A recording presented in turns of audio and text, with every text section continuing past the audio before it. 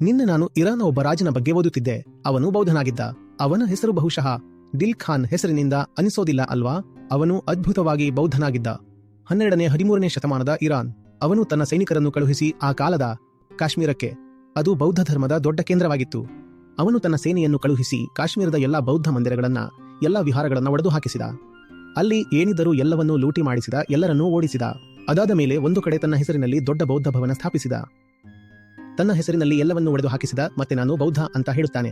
ಇದು ಅಷ್ಟೇ ಅಲ್ಲ, ಇರಾನ್ನ ಕೊನೆಯ ಬೌದ್ಧ ಆಡಳಿತಗಾರರಲ್ಲಿ ಅವನು ಕೂಡ ಒಬ್ಬನಾಗಿದ್ದ. ಅದಾದ ಮೇಲೆ ಎಲ್ಲರೂ ಮುಸ್ಲಿಂಗಳಾದರು. ಅವರ ತಂದೆ ಮುತ್ತಜ್ಜರು ಏನು ಕಟ್ಟಿಸಿದ್ದರು ಅದನ್ನೆಲ್ಲ ಅವರು ಒಡೆದು ಹಾಕಿದರು. ಇದೆಲ್ಲ ವ್ಯರ್ಥ ಅಂದ್ರು. ಯಾರು ಕಟ್ಟಿಸುತ್ತಿದ್ದರೋ ಅವರಿಗೂ ಧರ್ಮಕ್ಕಾಗಿ ಅಂತ ಅನಿಸ್ತಿತ್ತು. ಯಾರು ಅವರಿಗಿಂತ ಮೊದಲು ಒಡೆದು ಹಾಕಿಸುತ್ತಿದ್ದರೋ ಅವರಿಗೂ ಧರ್ಮಕ್ಕಾಗಿ ಅಂತ ಅನಿಸ್ತಿತ್ತು. ಮುಸಲ್ಮಾನ್ಗಳಾದರೂ ಧರ್ಮಕ್ಕಾಗಿ ಏನೋ ಮಾಡ್ತಿದ್ದೀವಿ ಅಂತ ಅನಿಸಿತು. ಎಲ್ಲರಿಗೂ ತಾವು ಧರ್ಮದ ಹೆಸರಲ್ಲಿ ಏನೋ ಮಾಡ್ತಿದ್ದೀವಿ ಅಂತ ಅನಿಸುತ್ತೆ. ನೀವು ಯಾವುದೋ ಒಂದು ಉನ್ನತ ಕೆಲಸ ಮಾಡ್ತಿದ್ದೀರಿ ಅಂತ ಅನಿಸಿದ ತಕ್ಷಣ ಆ ಕೆಲಸ ಉನ್ನತವಾಗುವುದಿಲ್ಲ.